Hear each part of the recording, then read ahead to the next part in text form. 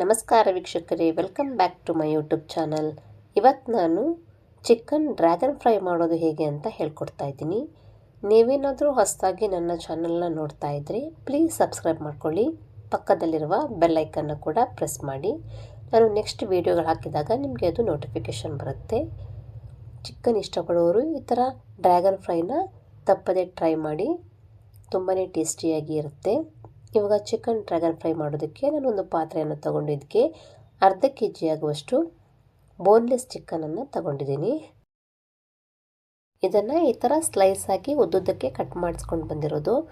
Chicken ಶಾಪಲ್ಲಿ ಈ ಥರ ಮಾಡಿಕೊಡಿ ಅಂದರೆ ಮಾಡಿಕೊಡ್ತಾರೆ. ಇಲ್ಲ ಅಂದರೆ ನೀವು ಚಿಕನ್ ತಂದಾಗ ಅದರಲ್ಲಿ ಬೋನ್ಲೆಸ್ ಪೀಸನ್ನು ನೋಡಿ ಈ ಥರ ಕಟ್ ಮಾಡ್ಕೊಳ್ಬೋದು. ಇದನ್ನು ಚೆನ್ನಾಗಿ ವಾಶ್ ಮಾಡಿ ಹಾಕ್ಕೊಂಡಿರೋದು. ನಂತರ ಇದಕ್ಕೆ 2 ಸ್ಪೂನ್ ಆಗುವಷ್ಟು ಮೈದಾ ಹಿಟ್ಟು, 2 ಸ್ಪೂನ್ ಆಗುವಷ್ಟು ಕಾರ್ನ್ಫ್ಲೋರ್ನ ತಗೊಳ್ತಾ ಇದ್ದೀನಿ. ಒಂದು ಸಲ ಮಿಕ್ಸ್ ಮಾಡಿದ ಮೇಲೆ ಮತ್ತೆ ಹಿಟ್ಟು ಬೇಕಿದ್ರೆ ಆ್ಯಡ್ ಮಾಡ್ಕೊಳ್ಬೋದು. ನಂತರ ಇದಕ್ಕೆ ಅರ್ಧ ಚಮಚದಷ್ಟು ಪೆಪ್ಪರ್ ಪೌಡರ್, 1 ಸ್ಪೂನ್ ಆಗುವಷ್ಟು ನಿಂಬೆಹಣ್ಣಿನ ರಸ, ನಿಮ್ಮ ಹತ್ರ ವಿನೆಗರ್ ಇದೆ ಅಂದರೆ ಅದನ್ನು ಯೂಸ್ ಮಾಡ್ಬೋದು. 1 ಕೋಳಿ ಮೊಟ್ಟೆಯನ್ನು ಈ ಥರ ಚೆನ್ನಾಗಿ ಮಿಕ್ಸ್ ಮಾಡಿ ಹಾಕ್ಕೊಳ್ತಾ ಇದ್ದೀನಿ. ಮೊಟ್ಟೆಯ ವೈಟ್ ಭಾಗ ಮಾತ್ರ ಹಾಕ್ಕೊಳ್ಬೋದು, ಇಲ್ಲಾಂದರೆ ಎರಡನ್ನೂ ಸಹ ಹಾಕ್ಕೊಳ್ಬೋದು. ನಂತರ ರುಚಿಗೆ ತಕ್ಕಷ್ಟು ಉಪ್ಪು ಮತ್ತು 1/4 ಚಮಚದಷ್ಟು ಅರಿಶಿಣದ ಪುಡಿಯನ್ನು ಹಾಕ್ಕೊಂಡು ಇದನ್ನು ಚೆನ್ನಾಗಿ ಮಿಕ್ಸ್ ಮಾಡ್ಕೊಳ್ತಾ ಇದ್ದೀನಿ. ಈ ಥರ ಮಿಕ್ಸ್ ಮಾಡ್ಕೊಳ್ತಾ ಇರುವಾಗ ನಿಮಗೇನಾದರೂ ಹಿಟ್ಟು ಮತ್ತೆ ಬೇಕನ್ಸಿದ್ರೆ ಮತ್ತೆ ಸ್ವಲ್ಪ ಹಾಕ್ಕೊಂಡು ಅದನ್ನು ಚೆನ್ನಾಗಿ ಮಿಕ್ಸ್ ಮಾಡ್ಕೊಳ್ಬೋದು. ಚಿಕನ್ ಏನಾದರೂ ಕ್ರಿಸ್ಪಿ ಬೇಕಂದರೆ ಕಾರ್ನ್ಫ್ಲೋರ್ನ ಜಾಸ್ತಿ ಹಾಕ್ಕೊಳ್ಳಿ, ಇಲ್ಲ ಸ್ಮೂತ್ ಬೇಕಂದರೆ ಮೈದಾ ಹಿಟ್ಟನ್ನು ಜಾಸ್ತಿ ಹಾಕ್ಕೊಳ್ಬೋದು. ಈ ಥರ ಚೆನ್ನಾಗಿ ಕಲಸಿದ ಮೇಲೆ ಇದನ್ನು ಅರ್ಧ ಗಂಟೆಗಳ ಕಾಲ ಹಾಗೆ ಬಿಡ್ತಾ ಇದ್ದೀನಿ. ಟೈಮ್ ಇದೆ ಅಂದರೆ ಅರ್ಧ ಗಂಟೆ ಬಿಡಿ, ಇಲ್ಲಾಂದರೆ 10 ನಿಮಿಷ ಆದರೂ ಇದನ್ನು ಹಾಗೆ ಬಿಡಬೇಕಾಗುತ್ತೆ. ಇವಾಗ ಅರ್ಧ ಗಂಟೆ ಆಗಿದೆ. ಗ್ಯಾಸ್ ಮೇಲೆ ಬಾಣಲಿಯಲ್ಲಿ ಎಣ್ಣೆಯನ್ನು ಕಾಯೋದಕ್ಕೆ ಇಟ್ಕೊಳ್ತಾ ಇದ್ದೀನಿ.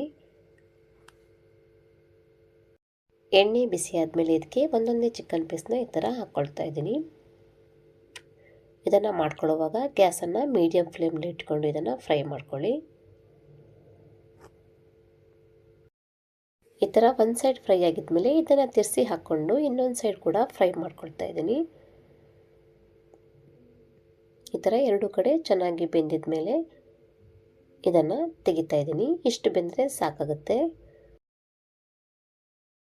ಉಳಿದ ಚಿಕನನ್ನು ಕೂಡ ಈ ಥರ ಫ್ರೈ ಮಾಡಿ ತೆಗೆದಿಟ್ಕೊಳ್ತಾ ಇದ್ದೀನಿ. ಎಲ್ಲ ಫ್ರೈ ಆಗಿದ ಮೇಲೆ ಗ್ಯಾಸ್ ಮೇಲೆ ಇನ್ನೊಂದು ಕಡಾಯಿಯನ್ನು ಇಟ್ಕೊಂಡು ಇದಕ್ಕೆ 2 ಚಮಚದಷ್ಟು ಎಣ್ಣೆಯನ್ನು ಹಾಕ್ತಾ ಇದ್ದೀನಿ.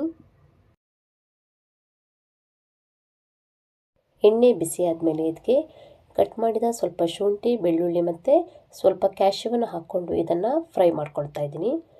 ಇದು ಫ್ರೈ ಆಗಿದ ಮೇಲೆ ಇದಕ್ಕೆ ಒಂದು ಕೆಂಪು ಮೆಣಸನ್ನು ಹಾಕ್ಕೊಂಡು ಫ್ರೈ ಮಾಡ್ತಾ ಇದ್ದೀನಿ. ಕೆಂಪು ಮೆಣಸಿನ ಬದಲಿಗೆ ಹಸಿಮೆಣಸನ್ನು ಬೇಕಿದ್ದರೂ ಯೂಸ್ ಮಾಡ್ಬೋದು. ಇದು ಫ್ರೈ ಆಗಿದ ಮೇಲೆ ಇದಕ್ಕೆ ಕಟ್ ಮಾಡಿದ ಒಂದು ಈರುಳ್ಳಿ ಮತ್ತು ಒಂದು ಕ್ಯಾಪ್ಸಿಕಮನ್ನು ಹಾಕ್ಕೊಂಡು ಫ್ರೈ ಮಾಡ್ಕೊಳ್ತಾ ಇದ್ದೀನಿ. ಇದು ಚೆನ್ನಾಗಿ ಫ್ರೈ ಆಗಿ ಸ್ವಲ್ಪ ಲೈಟಾಗಿ ಗೋಲ್ಡನ್ ಕಲರ್ ಬಂದ ಮೇಲೆ ಇದಕ್ಕೆ ಸಾಸನ್ನು ಆ್ಯಡ್ ಮಾಡ್ಕೊಳ್ತಾ ಇದ್ದೀನಿ. 1 ಚಮಚದಷ್ಟು ಟೊಮೆಟೊ ಕೆಚಪ್, 2 ಚಮಚದಷ್ಟು ರೆಡ್ ಚಿಲ್ಲಿ ಸಾಸ್, 1 ಚಮಚದಷ್ಟು ಸೋಯಾ ಸಾಸನ್ನು ಹಾಕ್ಕೊಂಡು ಇದನ್ನು ಚೆನ್ನಾಗಿ ಮಿಕ್ಸ್ ಮಾಡ್ಕೊಳ್ತಾ ಇದ್ದೀನಿ. ಖಾರ ಜಾಸ್ತಿ ಬೇಕಂದರೆ ರೆಡ್ ಚಿಲ್ಲಿ ಸಾಸನ್ನು ಜಾಸ್ತಿ ಹಾಕ್ಕೊಳ್ಬೋದು. ಇದರ ಜೊತೆಯಲ್ಲಿ ಬೇಕಿದ್ದರೆ ಗ್ರೀನ್ ಚಿಲ್ಲಿ ಸಾಸನ್ನು ಕೂಡ ಆ್ಯಡ್ ಮಾಡ್ಕೊಳ್ಬೋದು. ಇದು ಚೆನ್ನಾಗಿ ಮಿಕ್ಸ್ ಆಗಿದ ಮೇಲೆ ಇದಕ್ಕೆ ಅರ್ಧ ಕಪ್ ಆಗುವಷ್ಟು ನೀರನ್ನು ಹಾಕ್ಕೊಂಡು ಮತ್ತೆ ಇದನ್ನು ಚೆನ್ನಾಗಿ ಮಿಕ್ಸ್ ಮಾಡ್ಕೊಳ್ತಾ ಇದ್ದೀನಿ. ಇದು ಚೆನ್ನಾಗಿ ಮಿಕ್ಸ್ ಆಗಿದ ಮೇಲೆ ಇದು ಒಂದು ಕುದಿ ಬರೋ ತನಕ ಇದನ್ನು ಹಾಗೆ ಬಿಡ್ತಾ ಇದ್ದೀನಿ. ಇದು ಈ ಥರ ಒಂದು ಕುದಿ ಬಂದಿದ ಮೇಲೆ ಇದಕ್ಕೆ 1/4 ಚಮಚದಷ್ಟು ಉಪ್ಪನ್ನು ಹಾಕ್ಕೊಳ್ತಾ ಇದ್ದೀನಿ. ಉಪ್ಪನ್ನು ನೋಡ್ಕೊಂಡು ಹಾಕ್ಕೊಳ್ಬೇಕು. ಆಲ್ರೆಡಿ ಚಿಕನ್ಗೂ ಕೂಡ ಉಪ್ಪನ್ನು ಹಾಕ್ಕೊಂಡಿರ್ತೀವಿ ಮತ್ತು ಸಾಸಲ್ಲಿ ಕೂಡ ಸ್ವಲ್ಪ ಉಪ್ಪಿನ ಅಂಶ ಇರೋದ್ರಿಂದ ಉಪ್ಪು ಹಾಕ್ಕೊಳ್ಳುವಾಗ ನೋಡಿಕೊಂಡು ಅದನ್ನು ಆ್ಯಡ್ ಮಾಡ್ಕೊಳ್ಳಿ. ನಂತರ ಇದಕ್ಕೆ ಫ್ರೈ ಮಾಡಿ ಇಟ್ಕೊಂಡಂಥ ಚಿಕನನ್ನು ಹಾಕ್ಕೊಂಡು ಇದನ್ನು ಚೆನ್ನಾಗಿ ಮಿಕ್ಸ್ ಮಾಡ್ಕೊಳ್ತಾ ಇದ್ದೀನಿ.